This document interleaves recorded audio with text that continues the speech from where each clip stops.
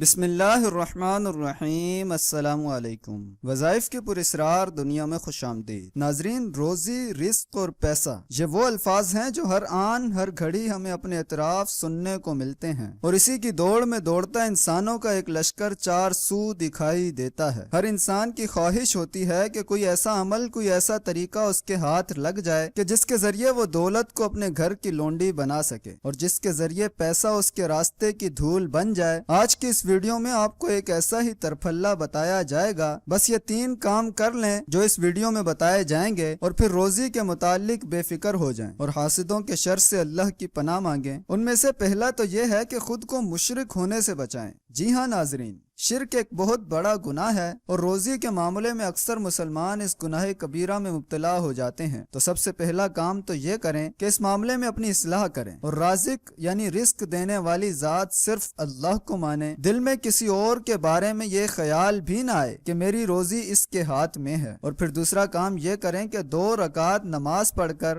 مسجد میں بیٹھ کر اللہ تعالیٰ سے پکا عہد کریں کہ کبھی حرام روزی کو اختیار نہیں کریں گے، یعنی ان راستوں کو ہرگز اختیار نہیں کریں گے جن سے آپ نے اور آپ کے حبیب صلی اللہ علیہ وسلم نے منع فرمایا ہے۔ اگر ضرورت پڑی تو پیٹ پر پتھر باندھ کر اپنے آقا کریم کی سنت تو زندہ کر لیں گے، مگر اپنے رب کی حکم عدولی نہیں کریں گے۔ اور تیسرا کام یہ کریں کہ تھوڑا یا زیادہ جتنا مال اور رزق ملے، اس میں سے سب سے پہلے اللہ تعالیٰ کا حصہ نکالیں، اور اسے نہایت خوش دلی سے فی سبیل اللہ کاموں میں خرچ کریں۔ اگر دوسرے الفاظ میں کہا جائے تو اپنے رب کو اپنے مال میں شراکت دار بنا لیں، اور پھر جس مال یا کاروبار میں شراکت داری رب کی ہو تو اس میں تو نقصان کا اندیشہ ہی نہیں ہے۔ امید کرتا ہوں کہ یہ ویڈیو آپ کو پسند آئی ہوگی۔ اگر پسند آئی ہے تو ویڈیو کو لائک کریں، اپنے دوستوں کے ساتھ شیئر کریں، اور کمنٹ باکس میں اپنی رائے کا اظہار ضرور کریں، اور اس کے ساتھ ساتھ ہمارے چینل وظائف کی پراسرار دنیا کو سبسکرائب کر لیں اور بیل کے آئیکن کو پریس کر دیں تاکہ نئی آنے والی ویڈیوز آپ تک پہنچتی رہیں۔